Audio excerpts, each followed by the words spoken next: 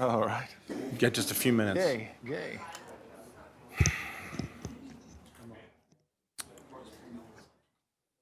Ready?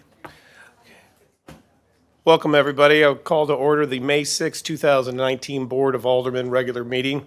Would everyone please stand and join with us in saying the Pledge of Allegiance? Pledge of allegiance to the flag of the United States of America and to the republic for which it stands, one nation, under God, indivisible, with liberty and justice for all.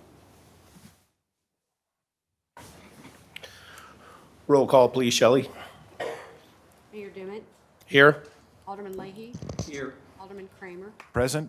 Alderman Lockmiller, Here. Alderwoman O'Neill. Here. Alderwoman Tice, Here. Alderman Plufka, Here. Alderwoman Sims, Here. and Alderman Weggie. Here. Item 3, are any changes to the agenda? Yes, Alderman Leahy. Under the approval of minutes on number 3, I think we need to carry on the election for the president of the Board of Aldermen, because I don't see that on the agenda. I think we were going to do mayor's that under comment? 7A. Yeah. Yeah, Alderman Leahy, we're going to do that under the Okay. the mayor's report. Thank you. But thank you for bringing that to our attention. Anything else? Any objection to approving the agenda by acclamation? It will be so approved. Item 4A, we have a couple of announcements. The first is we want to recognize a couple of our police officers. And on behalf of Mental Health America of Eastern Missouri and the Honorable Judge James M. Dowd, it is my pleasure to announce that Officer Ben Drexel and Officer Brian Hopler have been nominated and selected to receive the John J. McAtee Award. This award is given each year to police officers who demonstrate compassion, patience, and understanding when dealing with persons in a psychiatric crisis. Please join me in acknowledging how our two dedicated police officers have put to use the training and skill set in the Crisis Intervention Team Police Mental Health Collaborative Program, or CIT. CIT is often used to describe both a program and a training in law enforcement around the interactions between law enforcement and those living with mental illness. This is the second time that Officer Ben Drexel has received this award. And in fact, there's going to be the award ceremony is tomorrow, I believe, that yours truly will be attending, in attendance. Yeah, and for the board members, I think you all saw the video of the incident that resulted or that caused this, the nomination and the award itself. And I think for me personally, it puts into perspective what our police officers, and not just our police officers, but all the police officers have to deal with on a regular basis. And it was very educational to me to see how they were able to handle that situation. So we wanted to bring that, we want to acknowledge those two officers tonight. So, Mayor Dimmitt, Officer Drexel and Hopler are here this evening. Would you like to come up front?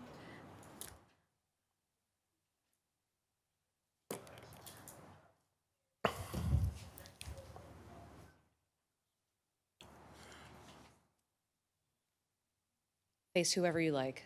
One of you can face one way, the other face the other way. If you can go back to back and slowly turn as I speak. Just really briefly, I want to comment that the award these officers are going to receive tomorrow honors officers who have shown compassion, concern, and understanding when interacting with a person who has a mental illness. Very specifically, one of the elements to be selected for this particular award is that the officers must have gone above and beyond their call of duty, providing outstanding compassion, concern, and understanding in assisting the individual. For those in the room who have not seen the video, with your permission, I'd like to read a brief synopsis. Certainly, Major. On Friday, January 11th, 2019, at approximately 10:30 p.m., officers Ben Drexel and Brian Hopler responded to several calls for a subject who was screaming profanities while trying car door handles in the 86 and 8700 blocks of White Avenue. Calls were continuing to be dispatched in the area as you both began your search for the subject. Upon your arrival, you learned the suspect attempted to break into a residence on the 8700 block of Rosalie Avenue. You spoke with the caller, who advised he had armed himself in an attempt to protect he and his family from this individual who had damaged his door in an attempt to enter his family's residence. You located the suspect, a known subject, who has exhibited prior mental crisis in the 8700 block of Rosalie Avenue. He ignored your commands to stop and ran from you while screaming obscenities. You gave chase on foot Officer Hopler gave chase on foot while Officer Drexel maneuvered his police vehicle to cut off the suspect. The suspect was stopped in the middle of the street and began screaming and imploring both officers to shoot him. He was non-compliant to verbal commands and refused to show both of the officers his hands. Officer Drexel, with his taser, deployed same, and after substantial physical resistance, the suspect was successfully taken into custody without further incident or injury. These officers' quick response, brave action, and remarkable restraint allowed for the safe capture of this violent suspect. Of special note, all of this took place during an active snowstorm with almost a foot of snow on the ground. Everybody, Officers Ben Drexel, Brian Hopkins.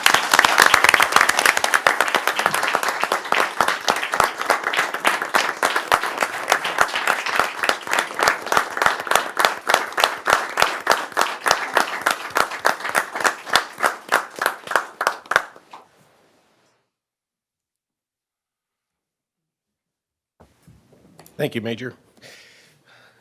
Next on the agenda, item 4B, we have another announcement, a good one as well, and that is Police Department CALIA accreditation. At this time, I'm going to turn this over to Alderman Plufka. Thank you, Mr. Mayor. After our state legislature mandated that the operations of all police departments become accredited in the aftermath of the Michael Brown shooting, Brentwood set out a course to complete this requirement through the Commission on Accreditation for Law Enforcement Agencies, or better known as CALIA. Beginning in July of 2016, under the guidance of Chief Fitzgerald, Brentwood began a self-education of every policy and procedure within the department. I'd like to ask the mayor to recognize Major Jim McIntyre and ask him to address the Board of Aldermen regarding this certification achievement. But before I ask him to come up, or I ask the mayor to ask him to come up, I just want to extend my appreciation for all that he and the department has done to attain this accreditation. Jim provided our Public Safety Committee with multiple updates over the last 2.5 years, probably way more than he ever wanted to. And I really, for one, appreciate the work by him and the department on the whole. And I want to read as a final comment from the December report, which was not the final report, but was I think the first dry run report from CALIA. And it's a long report, it's over 20 pages, but several points they make about the quality of our police department. And I think this quote is very indicative, and it falls under the training heading. In addition to the scenario-based training, the agency, meaning Brentwood Police Force, has initiated defensive tactics training, has trained on, instituted, and the use of less lethal shotguns, has been trained in crisis intervention to deal with the mentally ill. The proactive and forward thinking of the chief in relation to training has already proven to be beneficial to the service the agency provides and the reputation the city of Brentwood enjoys. The actions of the two officers tonight and the recognition we give them, I think, is proof of that. I couldn't be prouder to ask our mayor to recognize Jim McIntyre to talk about this process. Thank you, Alderman Plufka. Major, you want to come on up?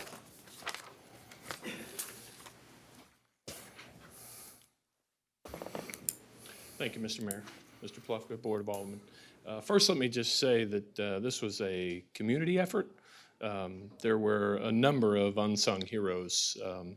Most of our staff was involved, whether they knew it or not, providing proofs of compliance, an entire audit of our evidence room, a complete rewrite of every directive.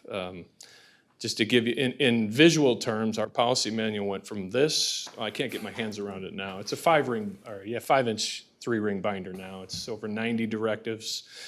We've implemented 3 different software upgrades to track police performance, internal affairs functions, and we've also we track nearly everything now, as opposed to, what we did before. This is the gold standard in terms of police industry standards. This is the gold standard and excellence for law enforcement. But I'd be happy to answer any questions you have. I mean, it was a lengthy process. If there's anything that stands out to you, I can kind of give you a brief overview of how the process was, or how, when we started in 16, whichever you'd like to do, sir.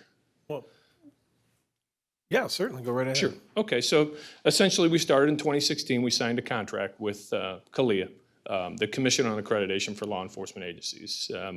I was designated as the accreditation manager, so we began a review of our current policy manual. We, as you know, the city hired the Fitch Group to assist us in consulting with that particular manual. Well, they reviewed our manual, and he said, "You can keep the binder. That's about all you're going to keep out of this." So, and those policies were old. Those were, for some of you may remember Chief Carabas, those policies were industry standard 20 years ago. They're not any longer. And so we, as I said, completely rewrote. The first policy that we rewrote was our use of force. It went from about 6 pages to it's currently at 16 pages. And as we move forward, we would publish, but then we also had to provide proofs of compliance. What a proof of compliance essentially means is you prove what you say you do, whether that's a video, a picture, a document, an interview. As we move forward, we continue to produce directives, but at the same time, we still had to produce the proof of compliance. If you fast forward to August of 2018, with the help of Kevin Boschert, our contractor that we brought in to assist with that. Kevin had been with the Florissant Police Department. He had seen them, Florissant, which is a gold standard. They do Tier 2, which is 484 standards. We're a smaller department. We don't have that kind of budget or even that size of a department. We do the Tier 1 standard. That's 189 standards. So Kevin saw them through 2 full accreditations. But as he continued to tell me every time, I never did an initial accreditation. It was always done. All I had to do was continue to proof the policies. So I heard that from him often. But at the end of the day, we, through the help of a number of different people, particularly within this room right now, helped us produce all of those particular directives. In August, we petitioned CALEA to come and review our policies remotely. So they looked at each directive, read every directive for content and purpose, and then they looked at the proof of compliance for each year for 2016, 2017, and 2018. If the directive had not been written until 2018, there's no proof of compliance in there. We ultimately, after they reviewed all 90 of our directives, all 189 standards, and keep in mind, inside of the standard, the standard may say, an officer must take an oath of office. Well, there are also bullet points behind that that may say it must be a formal, must be signed by the CEO of the city. So there's different bulleted points below that all have to be met. So they reviewed all of that. We had a week to revise and complete the issues that they had. We finished that, then we petitioned for the on-site, which was in November. They visited with us for 2.5 days. They met with several elected officials. They also met with the school. They met with our finance department, HR, city administrator, and they produced a 43-page report, which said that we were in 100% compliance. But we did not get the award, so it's not official, as often people said, well, you're official, it's done. And unfortunately, it was not official until Saturday when we went before the commission. The chief and I and Kevin Boschert went before the commission. They had our report, the 43-page report. They asked a couple questions. We were able to get through the commission. They voted unanimously to approve us. Then we met at the banquet that night where the entire CALEA commission also had read our report. And that's when we were officially accredited. That's kind of the Reader's Digest version. Wow. Were there any other municipalities from St. Louis, municipal police departments that went down to Huntsville this past weekend? Yes, sir. There's 4 others, Hazelwood, De Pere, Kirkwood, and Olivet. Okay. So it should be noted, that every ECDC agency, all 8 of us, are CALIA accredited. The gold standard. Gold standard, that's correct. Any questions for the major? Yes, Alderman Kramer. Jim, if you could, can you remind us, is there a recertification required after a certain period of time, or? Yes, sir. As some say in the CALIA world, this is the gift that keeps on giving. So yes, we actually, on November 29th, Kevin and I started the proofing process for 2019. So yes, and now it's switched to a 4-year cycle. So in 4 years from essentially last weekend, we will go again before the CALIA board for our recertification. And part of that, they review your files every year, a quarter of your files every year. Thank you. Anything else? What is it that we're going to notice on our vehicles? So we'll have next week. We tried to get them in this week. Ed Graphics was booked, but you'll see the CALIA logo, which you'll see on our department letterhead, and you'll see a CALIA logo on the rear of our vehicles that says internationally accredited. That'll be on all of our marked vehicles. Fantastic.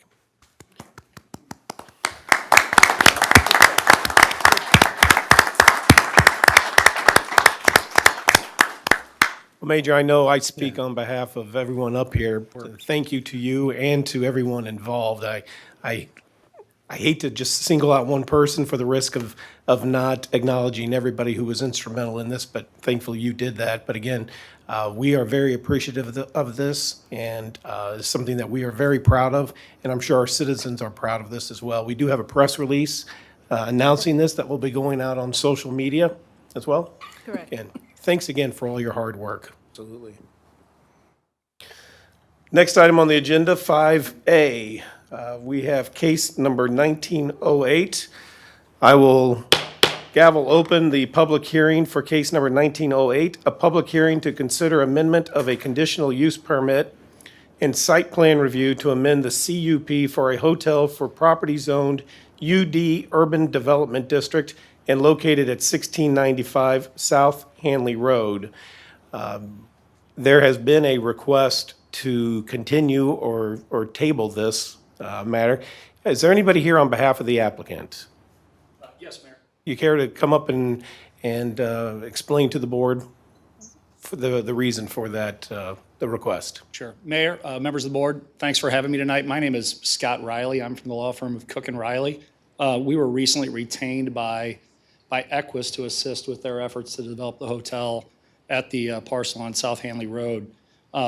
We were here before you tonight to request continuing the hearing for a couple different reasons. One, just unavoidable scheduling conflicts. Equus could not have their full design team here. We didn't have access to the architects, the civil engineers that we wanted to be here in order to present a full development plan to the board when we get to that point. Secondly, we also are finalizing some issues with the financing. This project has kind of been on the drawing board for a while. The design is substantially complete. As they've been doing some of the construction budgeting and costing, some of the construction pricing or costs are higher than expected.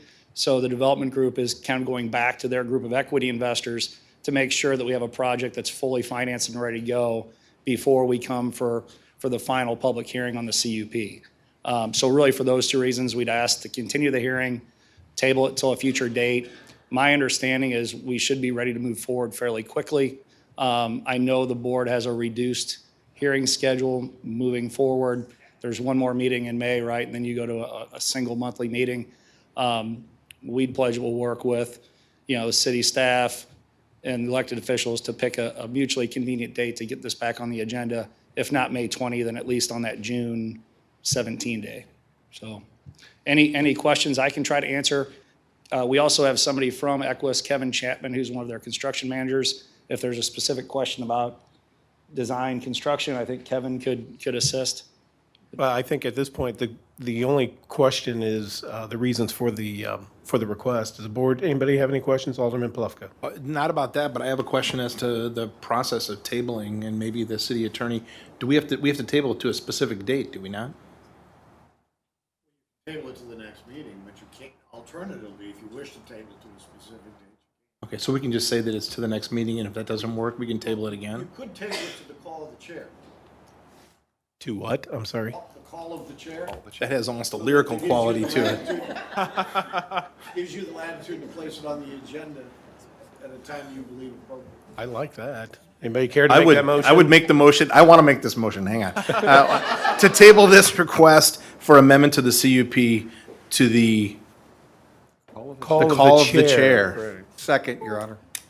Any question in delegating that to the chair? Okay, all in favor? Aye. Any opposed? All right. Thank you very much. Thank you. Anybody else in the public care to speak to case number 19-08? Seeing none, we will close the public hearing for case number 1908 and move on to case number 19-10. Public hearing to consider a rezoning from B, Single Family Residential District, to PD, Planned Development Overlay District, and Site Plan Review for a parking lot for property located at 8820 Lawn Avenue. The applicant is SGE Properties LLC. I'll gavel open the public hearing for case number 1910. Anybody in the public care to address this case? Yes, come on up. Please just state your name and address. My name is Eric Staley. I'm with Clayton Engineering Company at 2268 Welsh Industrial Court in St. Louis, Missouri. I'm the civil engineer for the project. The owner was unable to be here this evening because their company had their charity golf tournament today, so they probably had a really nice day with the weather. I just wanted to bring one item to your attention for consideration. Is after we left planning and zoning and got past that point of the process, the agreement was to work with planning department to resolve any issues that they had.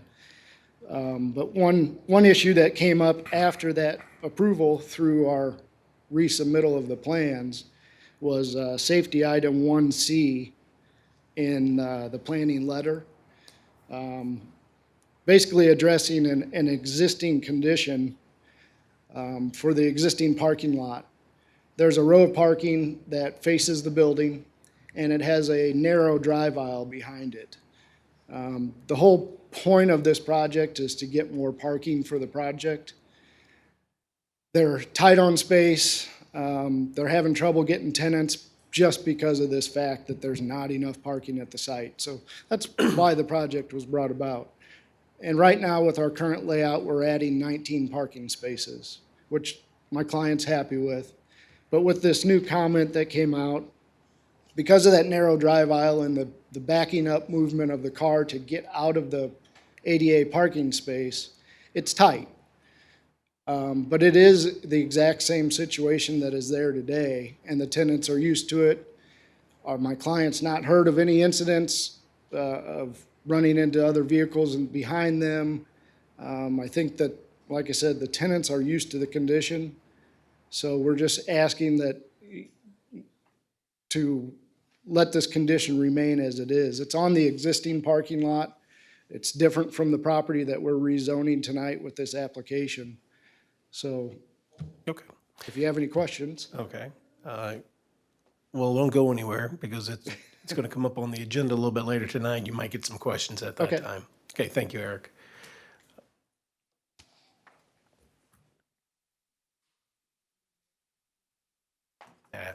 Yeah. Anybody else care to address that case? Then we will close public hearing for case number 1910. And finally, the last one we have is a public hearing to discuss the estimated allocation of $20,000 in community development block grant funds, which will become available after January 1st, 2020.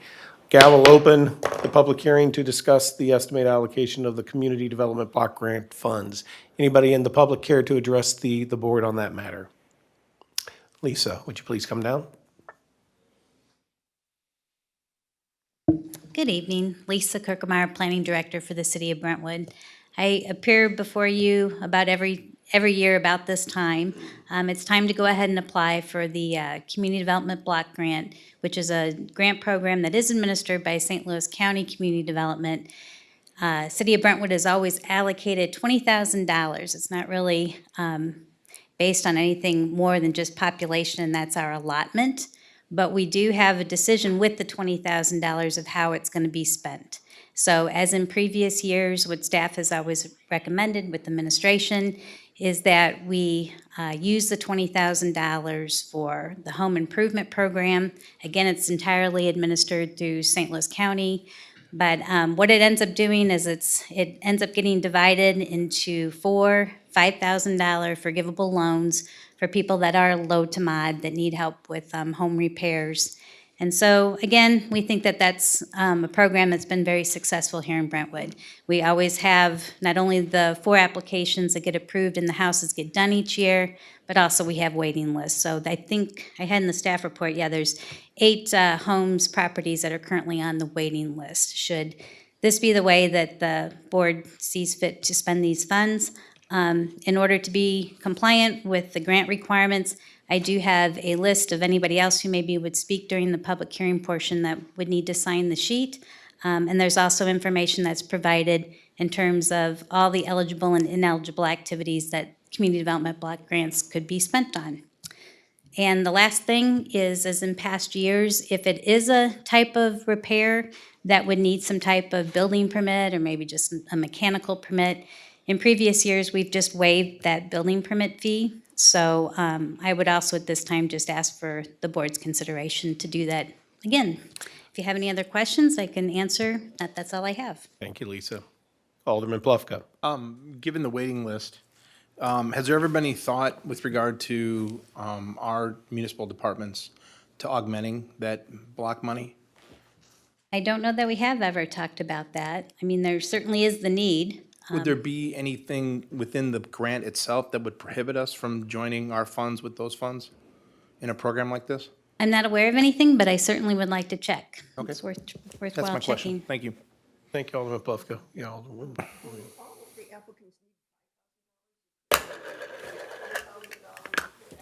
Turn your mic on. Usually, they need all of it. In fact, if probably they had more, it would probably go further. So it seems like a good amount to at least help a handful of people, so. Thank you. Anything else for Lisa? Okay, thank you. Anybody else in the public care to address the Alderman Leahy? I'll make the motion that Lisa requested, that those receiving fees or applications that are successful have the permit fees again waived this year. Second. Okay, we have a, Isn't this on new business? yeah, are we going to do this in, Yeah. do we do this in public hearing now? Is this a good time? Yeah. I'm sorry. New business. Doing it later. Okay. Alderman Leahy will take this up under Thank new you, sir. business. Thank you very much, though. Nobody else care to address the board on this? Then we will close the public hearing to discuss the estimated allocation of the $20,000 in the Community Development Block Grant Funds. Next item on the agenda, 6A, citizen comments. Anybody in the audience care to address the board? Now is the time to come forward, and please state your name and address. All right, we have none. So next on the agenda is item 7, and mayor and alderman reports.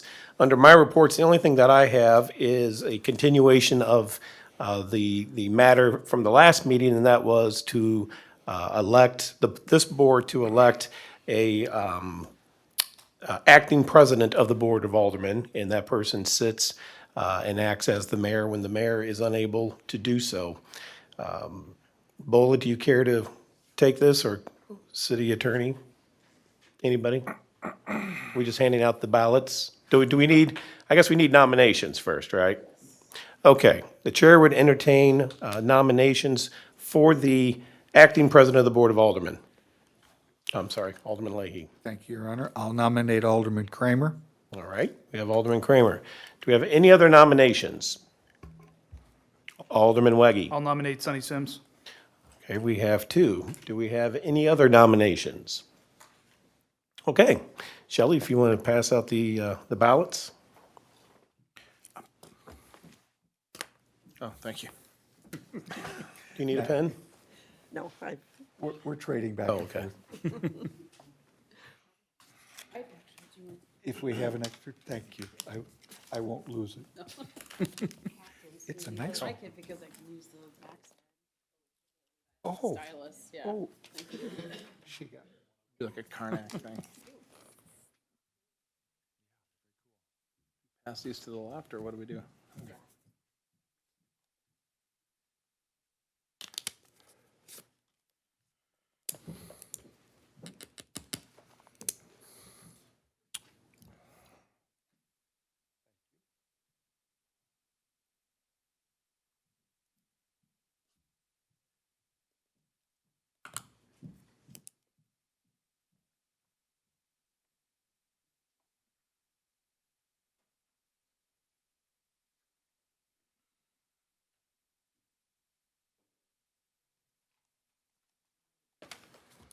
One for Alderman Kramer. One for Alderwoman Sims. Alderwoman Sims. Alderman Kramer. Alderman Kramer. Alderman Kramer. Alderman Kramer. And Alderman Kramer. We have 6-2? Okay. We have our acting president of the Board of Aldermen, and what a great time to turn it over to him for his report. Thank you for the trust, and I appreciate the honor. Thank you so much. I have no further report. Alderman Leahy, any reports? Yes, sir, if I may, I have two public announcements. The Ward 3 meeting for the month of May will be Tuesday night, May 28th at 7 p.m. in the Rec Center, and it is open for all, for Mr. Lockmuller and myself to visit with. Secondly, there is a major community activity coming up on May 17th and May 18th. St. Mary Magdalene Parish is hosting their picnic Friday night and all day Saturday, and it is open to the public, and we'd like to invite all to attend. And please be careful crossing both Brentwood and Manchester Road during that weekend. Thank you, Alderman Leahy. Alderman Lockmuller, any reports? Yes, thank you, Your Honor. Your Honor, I think you and this board has the privilege to actually serve the public in both the first century of Brentwood and its next century.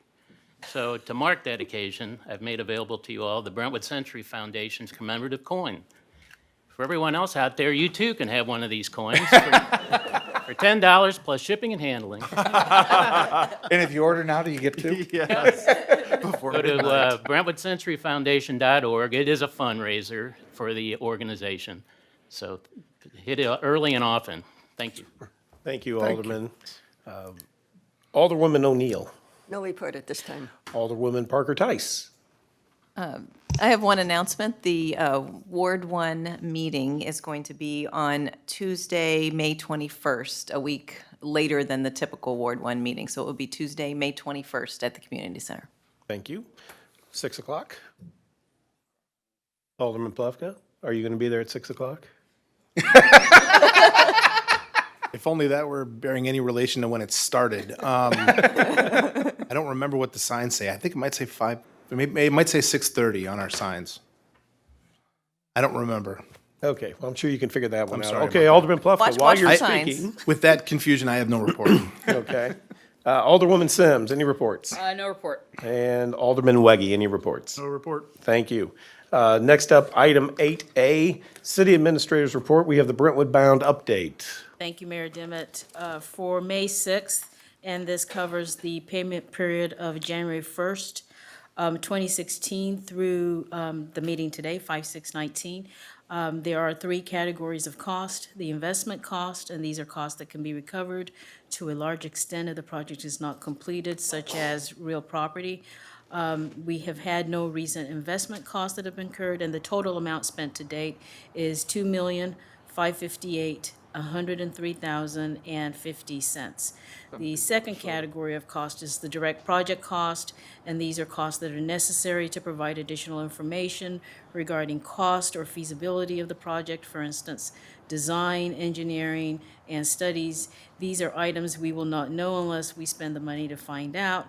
Total amount that has been spent to date is $2,397,957.99. And the third category is the indirect or sunk cost. These are costs that are related to the project but do not fall into the other two categories. For instance, project management, legal expenses, and other transactional costs. And the total amount spent to date is $1,256,351.79. I also have Phil Blon with Jacobs Engineering to provide the board with a Clomar update. Good evening. Just a, excuse me, a brief update on the Clomer status. If you recall, we had submitted it originally on January 17th. We received comments from FEMA on April 11th. So this previous Friday, last week, May 3rd, we've submitted our response to those comments. So they have 90 days to approve or respond with more comments. So that would bring it to August 1st, but I'd expect that we hear back hopefully much sooner than that. Thank you, Phil. Anybody on the board have any questions for Phil or for Bola about the Brentwood Bound update? Yes. Your Honor, I have a Alderwoman question for Cortez. Bola. Certainly. So, Bola, I have a question on the report that you delivered about the heading indirect or sunk costs.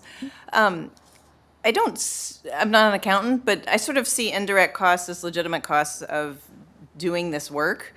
And I consider sunk costs that aren't otherwise recoverable. So I'm just sort of curious why indirect or, like, aren't the direct and the indirect costs sunk costs? Which is why we categorize them together. Right, but Actually, why you are only don't. the indirect costs sunk costs? That's my question. And why aren't they just direct costs and indirect costs? It's sort of a semantics issue, but every time I see I can it, explore that. I don't have a response for Okay. you right now. Okay, thank you. Any other questions concerning the Brentwood Bound update? Thank you, Phil.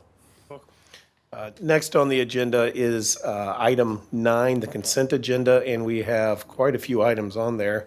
I think if my alphabets are correct, that's about 8. The first is standing committee reports.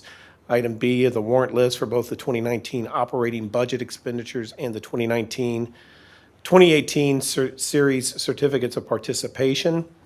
Item C, resolution number 1142, which is a resolution approving a contract with Curtis, Hines, Garrett, and O'Keefe for legal services for the city of Brentwood. Item D is a resolution number 1143, a resolution with Gilmore Bell PC for legal services relating to the proposed town plan suites Marriott at 1695 South Hanley Road. Item E is resolution number 1144, a resolution approving a contract for a community fireworks display for Brentwood Days. F is resolution number 1145, a resolution approving an agreement with Archway Industrial Coatings, Inc. for the apparatus bay floor replacement project. G is resolution number 1146, a resolution approving an agreement with PGAV Planners LLC for facilitating the redevelopment of certain property located on South Hanley Road at 1693 and 1694. Item H is Police Department Tasers sole source. And I is the Community Development Block Grant Funds. Chair would entertain a motion to approve the consent agenda. Can I ask one question? If necessary, I can make a motion and pull something off. On the Gilmore Bell, so that's basically, Equus is going to be coming to us with some kind of a agreement request. So we'll be hiring Gilmore Bell to resolve to that. Will we be reimbursed for that cost? Yes. We will from, Equus will pay 100% of that cost. okay, thank you. Sure. Alderman, okay, we have a motion to, So, yeah, I move to approve the consent okay. agenda. We have a first and a second. Any questions? Yes, Alderman Leahy. Is this the appropriate time, Your Honor, under I, to make the motion to add to that the waiving of the fees for those applicants? I would think it would be. I would so move to Okay. do so. Do we have a Second second? that motion as Okay. well. Yeah. All right, we have a first and second to waive those fees. I guess first we need to take a vote on the waiving of those fees under item I, or is that all part of the consent agenda? I guess that's actually part of the consent agenda, Part of right? the consent agenda. Okay, any other discussion on the consent agenda? All right, roll call, please. Alderman Leahy, Yes. Alderman Kramer, Yes. Alderman Lockmiller, Yes. Alderwoman O'Neill, Yes. Alderwoman Tice, Yes. Alderman Plufka, Yes. Alderwoman Sims, Yes. and Alderman Weggie. Yes. 8 yes. Thank you, everybody. Next on the agenda is item 10A, Old Business, Bill Number 6238, an ordinance granting comprehensive sign plan approval for property at 1401 South Brentwood Boulevard, and that's a second reading. Bola, do we have a synopsis on this? Shelley, do we? It is rather long. Okay. The petitioner, Warren Sign Company, representing Magna Place, has applied for approval of a comprehensive sign plan for property located at 1401 South Brentwood Boulevard. The petitioner is requesting to add 2 additional wall signs for future tenants, along with the larger CIBC Place sign, which recently replaced the Magna Place sign. Okay. Do we have anybody to speak on this, or do we just want to go ahead and entertain a motion to perfect Motion. bill? I think it probably would be in order to have the bill second read, so it's on the floor for the discussion. Oh, thank you. Yes, second reading. Sorry, Mr. City Attorney. 6238, second reading and consideration for adoption. An ordinance granting a comprehensive sign plan approval for property at 1401 South Brentwood Boulevard. Your Honor, I make a motion to perfect Bill 6238 into ordinance form. Second. Okay, we have a motion and a second to approve 6238 into ordinance form. Any questions? Alderman Leahy. If I may direct it to our planning and zoning? Sure. Lisa, 2 weeks ago, we discussed the size of the potential new signs and stuff. And I pointed out at that time that this seems to be contrary to the comprehensive sign plan program that we put in place that took 2 years of study. Why are we going from 80 square feet and justifiably going up to a 250 square foot sign? It would, in my opinion, make the building look like a billboard type arrangement, and then if I put more than one of those up there with each siding, is there a reason that the Planning and Zoning Commission looked at this and said that this would be somewhat acceptable? So how I would respond to that is that when any businesses or properties want to have signage on their building or any kind of signage, there's really 2 things that are offered to them. Either come up with a sign plan that completely meets our general signage requirements, which are some of the things that were in the staff report when we talked about the last meeting, or there's a provision later on in the signage code that allows properties that maybe have unique situations or something doesn't quite fit about those general signage requirements to be able to come back and apply for this comprehensive sign plan. And that process is P&Z commission review and then to the Board of Aldermen here for final approval. So I think actually that was the intent, was when the signage chapter of the code was overhauled, to say, we've got general signage requirements to follow, but again, when there's situations, we don't have many 16-story tall buildings here in Brentwood. So there's just gonna be certain situations where the general signage requirements just don't quite work, and then that's up to them to come in with this comprehensive sign plan. There never has been one for this building. So in that light, it would be nice to have at least some kind of comprehensive sign plan package on file. Because then this is what governs it from here on out, unless they would ever come back to amend it again, or amend it, excuse me. Alderman Plufka? Thank you. To Alderman Leahy's concern, I would point us to the next piece in the packet, the Meridian signage plan, and to Lisa's point, which I think she made really well. There are, by my count, I can add them up, 28, I believe, separate places for signage in that Meridian complex, 3 of which, I think it's 3, it's at least 2. One is 400 square feet, one is 200 square feet, one is 225 square feet, and on the opposite side of the building, one is 175 and one is also 225. And then there are, looks like about a dozen that are between 50 and 59 square feet, and this represents their comprehensive plan. By comparison, the plan for this building looks stark insofar as the concern about it turning it into a billboard. And I don't see how the applicant who's before us right now can look at that building a half a mile to the east and not wonder, if we decide not to approve this plan, how in the world the plan that's there at Meridian got put into place. Thank you. Thank you. Anything else? Alderman Kramer. Yes, Mr. Chairman, if I could, please. Lisa, once upon a time, the Magna Place building was the home to Magna Bank. That departed some long time ago. And there have been some questions recently with the new signage, which is very prominent. And this is some other signage on the same building that still indicates there's a Magna name involved. Does CIBC buy the Magna Bank building, and is all the Magna signage going to go away, or will it be the CIBC place with the Magna place? I don't think I can answer that for sure accurately. I don't know. But again, the application before would be you said there was a Magna Place sign that's still on the There is building? some Magna around in the building and on the outside of the building indicating maybe there's going to be a change okay. coming. I thought you meant like a wall signage or something, yeah. I really don't know what Okay. the property owner or even the property manager's plans are to lease the building. I do know that not all the floors are fully occupied right now, but But the petitioner is CIBC. so the application came in still with Magna. Okay. So I just report what was ever provided on the application, so. Okay. Thank you. I think we have somebody who might be able to shed some light.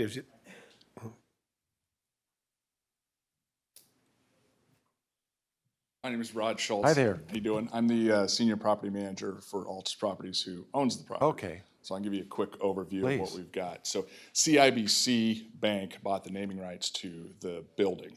So we replaced the existing Magna Place with CIBC. And interior signage and things exterior, they've been given permission to rename on the inside. So unless I've missed something, which is possible, there's a lot of signs. There shouldn't be anything on there for Magna Place. Okay, it will all be just named CIBC. as CIBC Place. Yep. Thank you. Any other questions? Okay, are we ready? All right.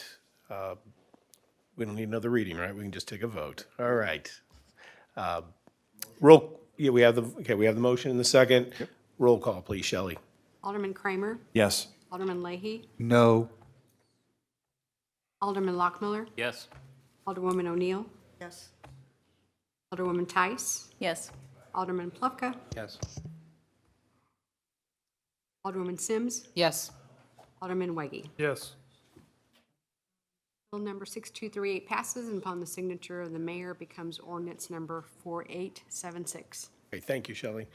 Next on the agenda is item 11, new business. Item A, bill number 6133.2. Actually, the board would entertain a motion to, I guess, table or continue or remove that, whatever the proper terminology would be, Bola.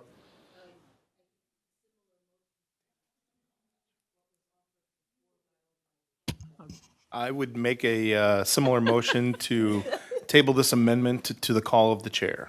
Second, Your Honor. All right. Any discussion on that? Okay, roll call, please.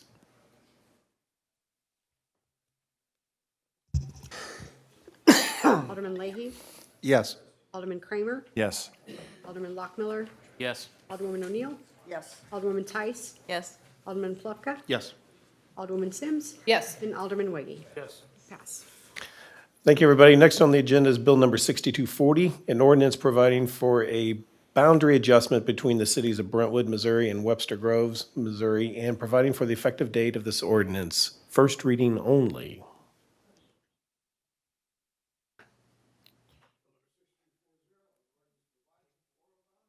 Is your mic on? Sorry. Bill number 6240, first reading, an ordinance providing for a boundary adjustment between the cities of Brentwood, Missouri, and Webster Groves, Missouri, and providing for the effective date of this ordinance. Thank you, Mr. City Attorney. Okay, Bola, you want to address this? As you know, we have the Brentwood Bound project, and it was brought to our attention by the city of Webster Groves that they have some properties along the creek that they have no immediate use for. And in further discussions, these properties would help facilitate the city's park, the trail system, and the floodplain improvement, and it would allow for more efficient and effective delivery of the public service, which is the Brentwood Bound project. This item was approved by the Webster Grove City Council last month, and we are asking that the board give similar consideration to this so that we can do a boundary adjustment. And the reason why this does not have to go before the Boundary Commission is that both cities are willingly entering into this trade and that the parcels will be used primarily for parks and recreational purposes. So Okay, thank you. total of Any- 3 parcels. Okay, any questions? Alderman Lockmuller. Madam City Administrator, in the bill, it stipulates the annexed property will be zoned light industrial. This does, and they mentioned this in the Webster bill also. This does not tie our hands if we want to later put it into the MZ type zoning. There, it's vacant land, it borders the creek, so there really could be no development in these parcels, any one of these parcels. So once we annex it, we can rezone it We at can any rezone time. at a later date if we Okay, want. thank you. Any further questions? Thank you. Next on the agenda is item 11C, Bill number 6241, first reading only, please. Bill number 6241, first reading, an ordinance to rezone property located at 8820 Lawn Avenue from B Single Family Residential District to PD Plan Development Overlay District and approving a site plan in association therewith. Thank you, Mr. City Attorney. Lisa, do you want to address this, or? Since this is a first reading, I'll just give you a quick overview of this application. But the application before you is to rezone the parcel, and then our rezoning requirement also includes having a site plan with that rezoning request. So the property owner who owns the Milton Building had approached the city a couple months ago, and it said that, as what was stated earlier during the public hearing, there's just a shortage of parking for the Milton Building. And they had bought the property that was the parcel that formerly had the church on there. The church was raised, and their idea, though, was to put a parking lot there. So we did bring it to their attention that the parcel was actually Zone B, single-family residential. So any type of commercial parking lots are not a permitted use in the B single-family residential district. So we advised that they should consider planned development overlay zoning because the Milton Building is already Zone PD, and it also is in conformance with our comprehensive plan. It's been over a year now, but again, kind of what we said with the, to not further encroach into the neighborhoods along Brentwood Boulevard, that we established somewhat of about a 300 to 350 foot property depth. And so this would fall within that range. So actually the comp plan shows this for mixed use development, so it is in conformance with our comp plan. There has been a revision to the site plan. So as Eric had stated tonight, it would be for a parking lot for 19 parking spaces. I think I had 21 in the staff report, so I apologize for that. And then the only thing is still also what Eric brought up, and he is correct. When we got the second revised letter for landscape comments back from Planning Design Studio, it was then that it was added that, hey, I think another recommendation just for safety, better safety, would be to eliminate those 2 existing parking spaces on the opposite side of the drive aisle where the existing accessible spaces back out. We did include, I think, an exhibit also in your staff report to show you which 2 that he had proposed for elimination.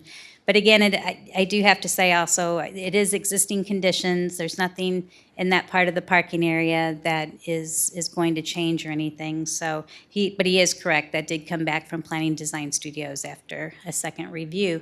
But other than that, the bill has just been prepared for first reading tonight. If there's any other questions? Alderman Plufka. Thank you. In the planning and zoning minutes, looks like you had three residents who made comments during that portion of the meeting. I just wanted to confirm, notices were sent out in accordance with our ordinance as to affected properties within the area from, what, 300 feet, 300 I guess? feet, correct. Okay. Thank you. That's the only question I had. Thank you. Anyone else? Yeah, quick question. Alderman Weggie? So Lisa, can you expound on how this is consistent with the comprehensive plan or not? Can you talk me through that? Sure. And So I if you go apologize, I ahead don't have it with and me, but- add this parcel that was residential before to the existing part, or the parcel that includes the Milton building, if you then measured that property depth from the right-of-way from Brentwood Boulevard back to where it would be residential again, it's still less than 300 feet. So it was kind of the agreement we had with property owners or residents that had interest and came to comprehensive plan meetings. In the comprehensive plan, so in the Brentwood corridor, I believe that was go PD back, basically two lots. was Yes, the I'm plan. sorry, yeah, to hopefully eventually get it all rezoned to planned development. That was the goal of the comp plan. Okay, so this is like a first step towards that then? In your Correct. mind? Okay, thanks. Alderwoman O'Neill. Yeah, Lisa, can you speak to the percentage of the parking lot that will not be covered by asphalt and what might be planted there? I can't find anything here with that. So we would have for this parking lot, and because again, now if it does get rezoned, then it abuts residential further to the west. So they would have to comply with the 90-foot, or 90-foot, 25-foot wide landscape buffer. And so that's what this site plan shows, that it would be heavy landscaping, the 25-foot wide buffer, both on the west and the north, which is adjacent to Lawn Avenue. So that's compliant. The trees, every 35 feet off center, the trees would be placed in, as well as there would also be a 6-foot tall vinyl privacy fence as well. So that would meet all of our landscaping or buffer requirements. Can I follow? Will they be choosing trees from the list of native trees and suggested trees? And can they tell us a bit about that at our next meeting? The landscape plan was provided, I believe, with your, I had trouble trying to. oh, just had trouble. Very busy. Yes. Other way, I'm sorry, scroll down. Oh, right there. So the trees, okay. yeah, the All right. 3 trees that would be required on Lawn Avenue would be maple, sugar maple. And then there would be arborvitaes that would be on the buffer on the west property line, along with several other types of ornamental shrubs, and also the privacy fence. Okay, thank you. It's also required to be irrigated, so they have the irrigation plan that was part of their landscape plan submittal as well. So eventually, we're getting there with getting everything. Alderman Leahy. Thank you. Lisa, I'm catching you cold because I didn't get a chance to send you the email today. The Milton Building is asking for additional parking. Was that originally approved with a reduced parking arrangement, or did we change our parking per square footage under roof? Why are, if we've been looking at different programs coming up, that we have CBB telling us that reduced parking versus square foot under parking is acceptable, but here I've got a owner that says, hey, it's not working, I need to go to more parking to make this work. So we did not get this reviewed by CBB. We did not have a traffic review or a parking study done for this particular project, because it was actually, everything would be existing conditions, and this is a plan that would actually help be able to fill the Milton Building by creating new parking. So we didn't have a review by CBB. This, again, is just going to help the situation. Yes.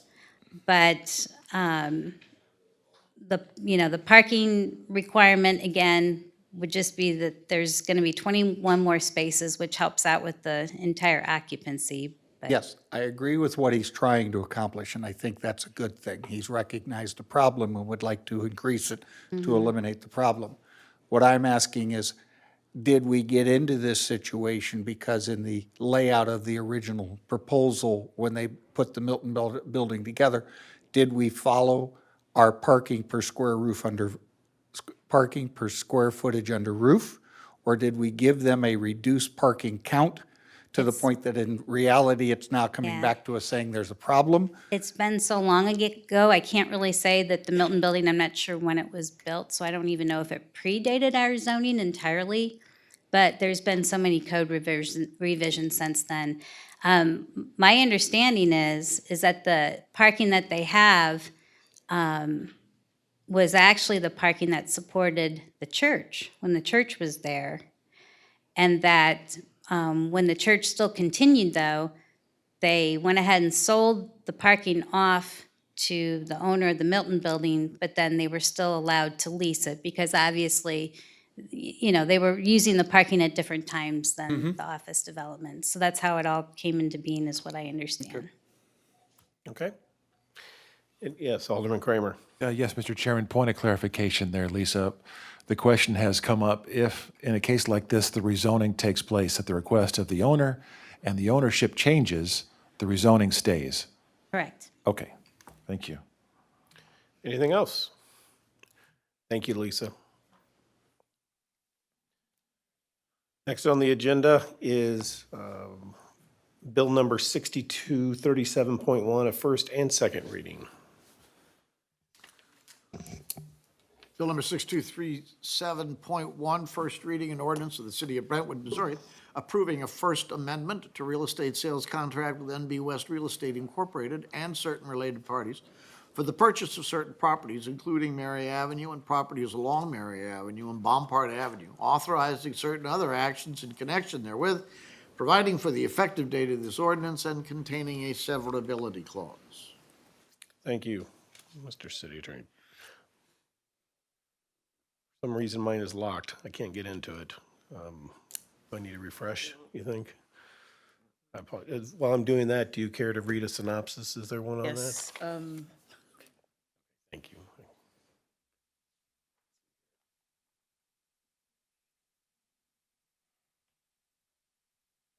A request to extend the contingency period for the real estate sale contract with MB West Real Estate, Inc., as outlined in Exhibit A. So this is an extension of the contingency period for the MB West contract that was approved by the board earlier this year. It's to extend to 5 p.m. on June 6th, 2019. Also, it's an extension of the contingency period to the terms of the West leases, which shall be extended on a day-for-day basis for each day after May 6th, 2019. And and these are existing leases between MB West Real Estate with the Closet Factory, Banner Road Baking Company, LLC, and Performance RX LLC, otherwise known as Brentwood Barbells, and these are the three tenants of his properties. So in some, they're just asking for a continuation. Right, this will give this, Extension. an extension, this will give the city an opportunity to complete the Phase 2 environmental study. We need additional time to conclude that. We know that there will be, or there have been chemicals, items that have been found in the soil, but we just want to confirm what they are so that we're able to develop documents that will assist those who will be doing demolition on the site, if there's any protective clothing or precautionary measures they need to take. Do we have any questions? Alderman Weggie. When will we know the status of other companies or other people that have access along Mary Avenue? Or any rights that we have to keep in place for that? So there are properties along Mary and Manchester. That property will be acquired by Missouri Department of Transportation. So when, is that what you're asking me? Or- Well, so item D, other significant terms, city team is working to determine what owners along Mary Avenue have a right to use Mary Avenue. We don't know that yet. We're still working on that. So we'll be bringing that forward, probably in closed session to the board when we see no. Okay, but we would still move forward with this before we know the answer to that? Right, because this allows us to complete phase 2. Okay. Okay. Anyone else? Then they want a first and second reading, is that correct? Yes. So, Mr. City Attorney, can we get a second reading, please? A motion to call for a second reading. I'm sorry, would be- yes. Chair would entertain a motion to call for a second Move for a reading. second reading on Bill 6237.1. Second. Right, we have a motion and a second. All in favor? Aye. Aye. All opposed? None? Okay. Bill number 6237.1, second reading and consideration for adoption.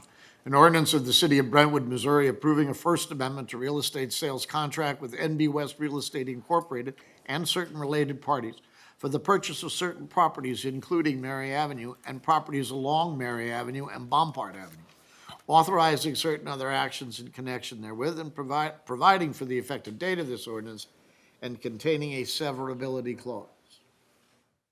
Your Honor, I'll make the motion to perfect Bill 6237.1 into ordinance form. Okay, we have a motion and a second to perfect Bill number 6237.1 into ordinance form. Any further discussion? Roll call. Oh, I'm sorry, Alderman Plufka. Thank you. To build on Alderman Wegge's point, for the city administrator, I have a question. If it's a significant term of the agreement under Section D, I don't quite understand the answer that was given in terms of it being sort of separate, as a separate and distinct inquiry from this effort to gain access to the property for which to do testing. Why did we include term D as an other significant term of the agreement if it truly wasn't really relevant to what we're trying to accomplish with this agreement? I would like to defer to Mark Murray. He's here.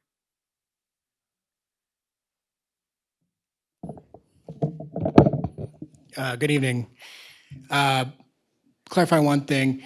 The leases that are the day-for-day extension are the lease backs to NB West's affiliates. So West Contracting and Western Construction Company, they'll get a day tacked on to their lease backs. After we buy the property, we're going to lease back the buildings they're into them for them to operate. So that's how the day-for-day push will work. With respect to those two West entities, will be the city's tenants post-closing. Alderman Plufka, Mary Avenue and Alderman Wegge, Mary Avenue, the surveyor has been working on the survey update since last week. We've been trying to see where that is. We have not gotten, I expected to get it over the weekend, but I anticipate what it's going to show is that any property that is on the east side of Mary Avenue, and that includes all of the NB West properties, the MSD property, and the Mary Avenue and Company apartments, that 6-unit apartment there, all of them will have easement rights, I believe, to Mary Avenue. And then I believe that the property, the office building on the west and northwest corner, no, southwest corner of Manchester and Mary there, will have easement rights, and potentially Executive Walk Apartments may have easement rights. So we're trying to have the surveyor confirm that. What he is going to do is, we've asked him to shade in the areas on the map, on the survey part of the map. Let me flip that, map part of the survey of the properties which he believes have easement rights to use Mary Avenue. So I'm assuming that, and tell me if I'm wrong, but I'm assuming the reason it's other significant terms within this agreement is that there intends to be some effort at trying to determine what's underneath Mary Avenue in various places, and whether we can do that or not while we're still catering to tenants who may have easement rights on that road. Is that the dilemma here? For the dilemma for extending the contract? Well, as I understand this agreement, it's an effort to try to gain access to the property, to do additional soil testing, and to determine the nature of what's under the ground, the surface Right. of the ground. And I'm assuming some of that effort is going to take place on or around Mary Avenue. And so I was assuming, and maybe I'm wrong about this assumption, that the reason subsection 3D is in here in the first place is that part of Mary Avenue is going to be available, or at least of interest to the people that want to do an analysis of the soil, and they can't very well do that if they're disrupting access for tenants that are on the east side of Mary Avenue. Right. I don't believe they're going to do phase twos on Mary Avenue itself. I think the phase twos are scheduled for 2780 Mary and 2802 Mary, which are Properties the, to the east of. right. And those are the two properties, my understanding is where Mr. West runs his contracting business from. So the issue there is, 45, 50, 60 years of asphalt and contracting use. Not surprisingly, the environmental folks saw some stuff that they want to do a phase two on. So that's where they're going to focus on the phase two. Okay. That's a question I had.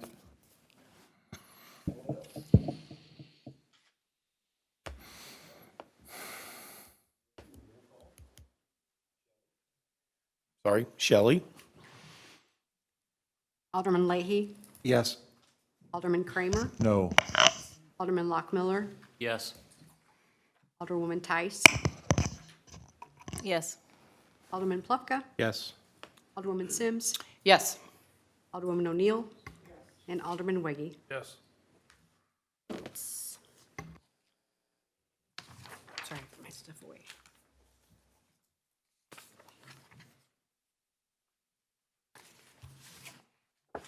Do we need to what? Yeah, it passes. I put my stuff away first for the number. Okay, we can wait.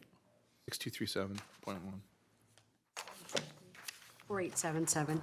4877 for those taking notes. Okay.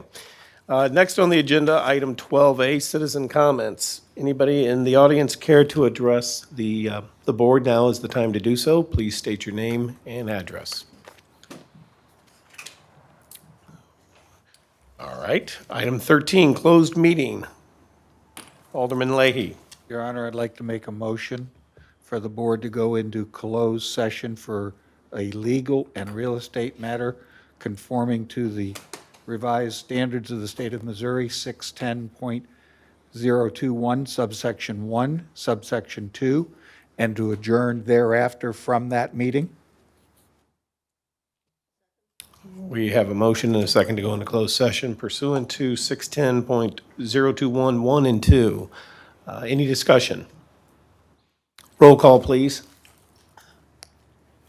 Alderman Leahy, Yes. Alderman Kramer, Yes. Alderman Lockmiller. Yes. Alderwoman Tice. Yes. Alderman Plufka. Yes. Alderwoman Sims. Yes. Alderman O'Neill, and Alderman Weggie. Yes. Okay, we will adjourn for about 5 minutes, folks. Thank you.